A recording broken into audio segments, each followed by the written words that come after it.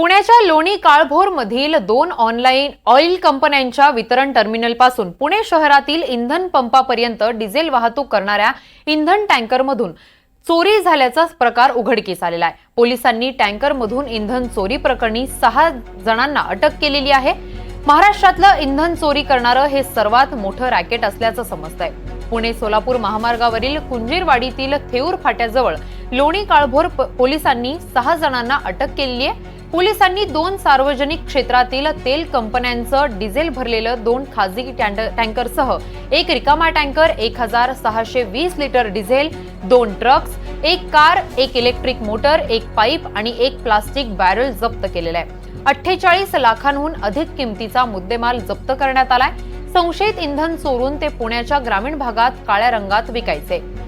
जिल्ह्यातील काही ठिकाणी चालू असलेल्या कथित इंधन चोरीबद्दल माहिती दिली होती, तेव्हापासून पोलीस पथकं काम करत होती। संशयितांना टँकरमधून डिझेल चोरून स्थानिक बाजारपेठेत विकताना पकडण्यात आलेलं आहे। रॅकेटमध्ये सामील असलेले संशयित महामार्गावरील निर्जन ठिकाणी वाहनं थांबवायचे आणि सील तोडून इंधन चोरायचे। सील पुन्हा लावलं जायचं आणि पंपांना इंधन वितरित केलं जात होतं। या संदर्भात अधिकची माहिती देत आहेत आमचे प्रतिनिधी राहुल कुलकर्णी। राहुल, इंधन चोरी बाबतीतलं एक मोठं रॅकेट पोलिसांनी पकडलेलं आहे, ही नेमकी कारवाई कशी केलेली आहे? बघा, हे जे रॅकेट आहे ना, हे पेट्रोल पंप चालक आणि सर्वसामान्य ग्राहकासाठी अत्यंत महत्वाची घडामोड आहे। कारण पश्चिम महाराष्ट्रातलं सर्वात मोठं वितरणाचं सेंटर इंडियन ऑइल आणि हिंदुस्थान पेट्रोलियमचं हे पुण्यात आहे, लोणी काळभोरला आहे। आणि तिथे 6 महिन्यापासून हे जे आपले डीलर असोसिएशनची मंडळी आहेत ते पोलिसांना सांगत होती की त्यांच्याकडे टँकरमधनं जो सप्लाय होतो आहे त्यातनं पेट्रोल आणि डिझेल हे चोरीला जातं आहे। पोलिसांनी पाळत ठेवली आणि आता ती दृश्य आपण बघतो ते हे गोदाम आहे की ज्या गोदामामध्ये हे 6 आरोपी, कारण आता पोलिसांना असं संशय आहे की हे फक्त 6 जण नाही आहेत, कदाचित त्या ऑइल कंपन्यांमधले काही कर्मचारी सुद्धा याला सहभागी असावेत। आपल्याला कल्पना आहे की ऑइल कंपन्यांच्या परिसरातनं जेव्हा टँकर बाहेर पडतं त्यावेळेला त्याला जीपीएस असतं, ते जीपीएस ब्लॉक करून एका अज्ञात ठिकाणी, आता जे गोडाऊनची दृश्य आपण बघतो या गोडाऊन मध्ये ही टँकर आणली जात होती, पेट्रोल आणि डिझेल काढून घेतलं जात होतं आणि तिथे एक असं घातक केमिकल मिसळलं जात होतं की जेवढं पेट्रोल आणि डिझेल काढलेलं आहे त्याची भरपाई करेल। पुन्हा तो टँकर सील केला जात होता आणि तो टँकर पश्चिम महाराष्ट्रामध्ये सर्व जिल्ह्यामध्ये तो पाठवला जात होता। आता पेट्रोल पंप चालकांना याचा संशय आला, कारण ज्या पद्धतीची गुणवत्ता तिथे हवी होती ती नव्हती।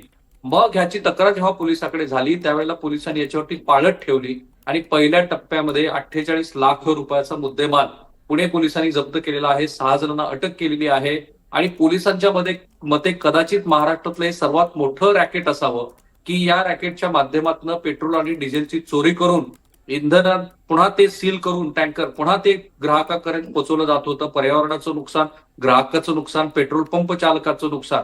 आता यातनं पुढे जी माहिती मिळते ती अशी आहे की एक ते जे केमिकल होतं ते कसं मिळत होतं, 2 याच्यामध्ये ऑइल कंपन्यांचे काही कर्मचारी गुंतलेले आहेत का आणि किती काळापासून हा सगळा प्रकार सुरू होता। अलीकडच्या काळामध्ये पुणे पोलिसांनी केलेली ही सर्वोत्तम कामगिरीपैकी एक कामगिरी आहे। एवढ्या छोट्याशा गोदामामध्ये शेकडोनी टँकर आणून ते काढून पुन्हा काळ्या बाजारामध्ये विकण्याची यंत्रणा सुद्धा ह्या मंडळींनी विकसित केलेली होती। सर्वसामान्य दुचाकी 4 चाकी चालकाच्या दृष्टीने ही सर्वात मोठी बातमी आहे आणि पुणे पोलिसांची ही उत्तम कामगिरी आहे। आता एवढ्या दिवसांपासून हे रॅकेट सुरू होतं, इंधन चोरीच्या घटना वारंवार घडल्या जायच्या। जे पेट्रोल पंप चालक आणि मालक असायचे तर त्यांना ह्या गोष्टी लक्षात येत नव्हत्या का? त्यांनी पोलिसांकडे कधी तक्रार नोंदवली नव्हती का? इनफॅक्ट त्यांनीच कळवलेल्या माहितीमुळे पोलिसांना हे कळलं। पेट्रोल आणि डिझेल असोसिएशन जी पुण्यातली आहे त्यातल्या काही मंडळींना याचा सुगावा लागला होता। बहुधा त्यांनी नेमक्या जागा कुठे आहेत, जे गोदामात आपण स्क्रीनवरती बघतोय त्या गोदामाची सुद्धा माहिती दिलेली होती। पद्धती अशी आहे की ऑइल कंपन्याकडं कंत्राटी पद्धतीनं टँकर असतं आणि स्वतः ऑइल कंपन्यांच्या काही टँकर्स आहेत। साधारणपणे 70-80% पर्यंत ऑइल कंपनीची स्वतःची टँकर्स आहेत, पण बाहेरनं सुद्धा खासगी टेंडर कॉल करून हे टँकर भाड्याने घेतले जातात। एकदा जीपीएस लावल्यानंतर त्या ड्रायव्हरनी इच्छित स्थळामध्ये ते टँकर घेऊन जाणं अपेक्षित असतं, त्यासाठी जीपीएस फॉलो करणारी यंत्रणा आहे। आणि म्हणूनच टँकर चालक काहीतरी काळबेरं करतायत हे केव्हा लक्षात आलं, जेव्हा त्याची गुणवत्ता घसरते आहे असं पेट्रोल पंप चालकांच्या लक्षात आलं। सगळ्यात महत्वाची गोष्ट जी मला इथे वाटते ती अशी की जी जीपीएस प्रणाली आहे तिला कसं क्रॅक केलं जात होतं, कारण तुम्ही उबर किंवा ओला सारख्या गाडीचा जर वापर करत असाल तर गाडी अगदी 5 मिनिट जरी एका ठिकाणी थांबली तर त्याबद्दलचे नोटिफिकेशन्स येतात. हे नोटिफिकेशन्स इथे कसं येत नव्हते? म्हणजे हाय प्रोफाईल मंडळी याच्यामध्ये काही गुंतलेली आहे का? जे केमिकल आहे, ज्याचा पेट्रोल पंप चालकांना संशय आहे की हे केमिकल सुद्धा सहजपणे या मंडळींना उपलब्ध होत होतं. आणि मी मगाशी म्हणालो त्याप्रमाणे पश्चिम महाराष्ट्रातल्या महत्वाच्या सर्व जिल्ह्यांना पुण्यातनं आणि सोलापुरातल्या डिझेल आणि पेट्रोलच्या डेपोतनं सप्लाय होतो. तिथे पण अशी असण्याची शक्यता आहे, कारण पुढच्या पातळीवरती ऑइल कंपन्यांचे काही कर्मचारी याच्यामध्ये गुंतले आहेत का ह्या दृष्टीनं पोलीस तपास करतायत आणि पेट्रोल पंप चालकांना त्याचा दाट संशय आहे. अगदीच धन्यवाद राहुल, तुम्ही दिलेल्या या सविस्तर माहितीसाठी.